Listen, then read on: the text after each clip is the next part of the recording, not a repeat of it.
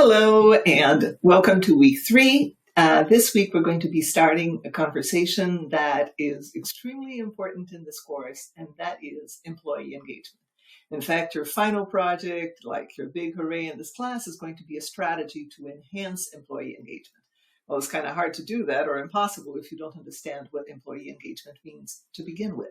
So in this presentation, I'm going to share what employee engagement is, what is connected to employee engagement, how does it manifest itself, and then I'm hoping that this week you're going to use some of the class exercises to reflect on employee engagement, your own and that of people around you.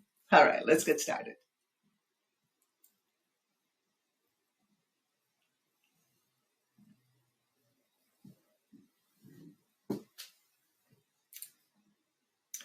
Okay, so before we start, I would like to ask you what the people that are going to show up on the screen have in common. Meryl Streep, Simone Biles, Taylor Swift, Julia Child. Think about these 4 people for a moment and write down or take a note or whatever. Think about what connects these people. What is it that you think about when you think of these people?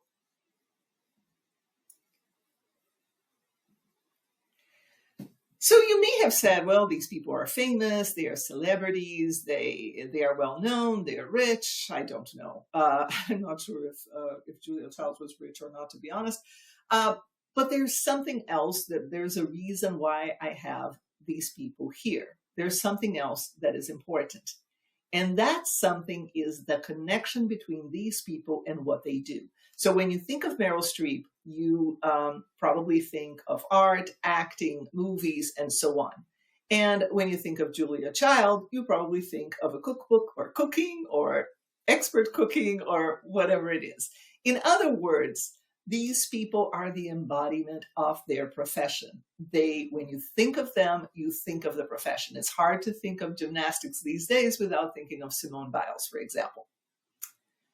So when people are truly engaged, when we are truly engaged, our work becomes part of our identity. We are deeply connected with whatever it is that we're doing.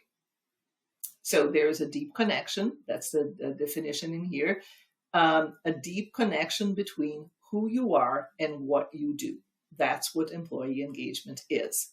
And one thing that I want to raise before we even move on is that engagement, thus defined, is a very high bar. Why? Because it's not enough for you to like your job or for you to do it well, for you to collaborate with your colleagues. You need to be so deeply connected that you can't imagine not doing that. For example, one question that I often ask my students when I start talking about employee engagement or in presentations when I speak at conferences is, what would you do if you won the lottery tomorrow? Now, many of us, if we won the lottery tomorrow, we might not necessarily keep in our same job. But my question is the work that you do so meaningful to you that you would probably continue doing it? Maybe you wouldn't do it full time. Maybe you wouldn't get so tired. Maybe you would stop on weekends. But would you continue doing it because that work is part of you? So, thus defined, engagement is much more than just liking your job. That's not engagement. It is job satisfaction. It's also not about work ethic or organizational commitment. You can be highly committed to your job or your colleagues, your team, and you can have a very strong work ethic without necessarily experiencing that strong connection between who you are and what you do. All right, so now we've defined what engagement is. Let's take a moment and move into other components of our conversation, specifically the conditions that make you feel engaged. I want to give a shout out here to William Kahn. He wrote the landmark article, Psychological Conditions of Personal Engagement and Disengagement, which is a very old article. I'm looking at this and thinking, heavens, 1990. So it's been there for a while. And the reason that I asked you to read it is not because there aren't other articles on engagement here that I could have sent you to, but because it's a classic and it's cited by pretty much everybody. So when you read anything about engagement, you're probably going to see something by William Cobb. So that's why I'm asking you to read his article, which, by the way, for a research article, is very readable. It's interesting to read. So what William Cobb said is that there are basically 3 psychological conditions that lead to employee engagement. The first one is meaningfulness. Meaningfulness has to do with being valued, with feeling valuable and feeling valued. So when people experience meaningfulness, they feel when they go to bed at night that they did something important and that people recognize them for having done this something important. By the way, I'm not talking about success. I'm not necessarily talking about money. I'm not talking about your being the, head boss. I'm talking about something that has meaning to you and meaning to others. Okay? Please stop for a moment. The next component is safety. Safety has to do with it being okay for you to be who you are. So when you experience safety, or usually we refer to it as psychological safety, you don't feel that you have to hide part of you to become successful at work. So we've been talking a lot about personality at work. Imagine that your personality is to be more introverted or more extroverted. Or perhaps you do like to leave your desk messy. Maybe that's not so important for you. When an environment is psychologically unsafe, what happens is you have to hide those parts of you that you have to stretch so much until you're ready to break. As you can imagine, that takes a lot of energy. And I want you to hold on to that word because it's going to come back. The word energy, which, by the way, is the same word that we used in the first week when we were talking about what personality means and how trait tendencies lead us to expend more or less energy. And finally, the third psychological condition of engagement is a perception of availability of resources. And I'm talking about physical resources to do your job and also emotional resources.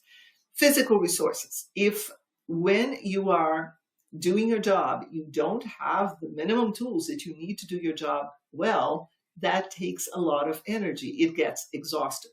By the way, when we think about energy, when we think about availability of resources, sometimes we only think about the resources that you can touch, like machine or equipment, when actually feedback is a resource. Coaching from your boss, that's a resource. So when you think about resources, think broader than just the equipment, the machines, the computer, the software, or so on, even though those things obviously matter. But then there's also the psychological resource. So if you're overwhelmed or exhausted or so nervous because you don't have money or so concerned about something happening at home, it is very difficult for you to be fully engaged at work if there are serious problems in your personal life. And that is why, preview, some organizations do have some programs to assist employees with those personal issues that could be burdensome to them. And this is not necessarily a benevolent thing. It is because the more you're worried about things like that, the less engaged you are at work. Okay, so before we move on, because so far we've talked about what engagement means, and we've talked about the 3 psychological conditions that are connected to employee engagement. Incidentally, research suggests that the most important one is meaningfulness. And I did research myself. If you're interested, I wrote an article a while back called A Path to Passion, which has to do precisely with the conditions that lead to engagement. I'll be happy to share. But is meaningfulness in the sense that what you do matters is extremely, extremely important. Now, considering these 3 conditions, meaningfulness, safety, and availability of resources, which one is most important to you? So I'm going to invite you now to stop Take a moment, write something down, and then come back. Okay, so next we're going to take a look at 5, expressions of engagement, or how engagement actually shows up. How can you tell that somebody is engaged? So here we go. There are, first of all, let me differentiate job engagement, which, by the way, is what we've been talking about so far, the idea that you're so deeply connected with what you do. That has to do with job engagement, work engagement, or actually, I don't know. I've never seen the term identity engagement, but you get what I'm trying to say. It's that deep connection between who you are and what you do. Great. How does it show up? We're going to go through 3 components of engagement: energy, focus, and passion. And they are components of work engagement or job engagement. The first one is energy. When you are engaged, you are not exhausted almost by definition. By the time that you're exhausted, you're probably no longer engaged. And by the way, nobody is engaged 100% of the time.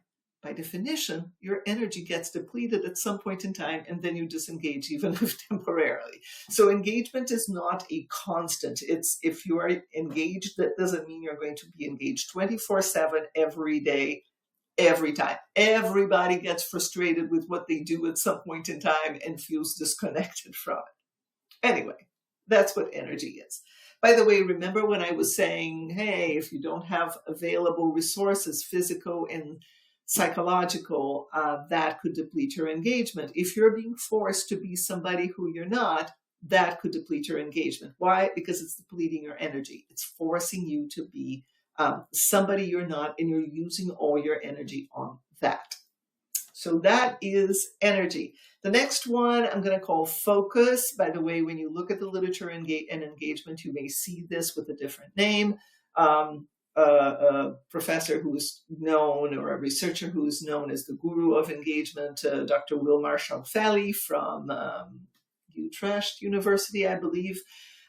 Instead of the word focus, he uses the word absorption. So there are different words that people use, just like in the Big Five, there are different terms, but they mean the same thing. So focus has to do with how much you can dedicate, how much of you can you dedicate to the work that you're doing. If you're constantly thinking of something else, then you're not focused. So then your focus would be low. And then finally, let me move on to the next one. Finally, passion. Do you love what you do? Are you excited to start doing it? Does it fill your heart to be doing what you're doing? No, granted, at some point in time, remember, you're going to get annoyed, or you're going to get tired, or you're going to lose focus. But in general, does your job give you joy? I'm looking at these terms and I'm thinking energy, Shalfeli calls vigor. Focus, he calls absorption. And I cannot remember what he calls passion, but it doesn't really matter. These terms are used by other authors slightly differently. Okay. Cool. So before you move on, can you think of examples in your own work life in situations in which you had a lot of energy, focus, and passion? Or alternatively, can you think of situations in which perhaps you had, let me get rid of this, perhaps you had energy, but need to make myself smaller. Perhaps you had energy, but you didn't have so much passion, or maybe you didn't have so much focus. So think about situations in which these 3 components will show up or not in what you do. Pause, do that, and then come back. So far, we've talked about work engagement, you and what you do. Julia Childs and her cookbook, or Meryl Streep and her acting. However, there's also where we do it. So it's possible for you to be engaged with what you do, but you may be getting disengaged with where you do it. By the way, people who are engaged in what they do are precisely the ones that the organizations don't want to lose, because those could be highly productive, employees who could contribute a lot to the organization. So watch for organizational engagement. Two characteristics of organizational engagement. The first is role expansion. What that means is that you're never going to say, this is not my job. You're never going to say, this is my lane, and I'm not going to look sideways. Instead, you are likely to, and I think I have another slide here, you're likely to expand your role. You're likely to make it bigger. You're going to use your imagination and your energy and your passion to make that job more interesting for you and also maybe more valuable to the organization. So once again, I'm going to ask you to think about examples, situations in which you're expanding your work, you're making it bigger, you're making it more creative, more exciting, not only for you, but for the organization, and also moments in which you exhibited considerable pride. Stop, take a look at that, and then come back. Wonderful. All right. So now what is pride, which is the last component of engagement, or I guess the last way in which you can identify that engagement is showing up at work. I probably shouldn't say the last that we're going to be discussing. And that is pride.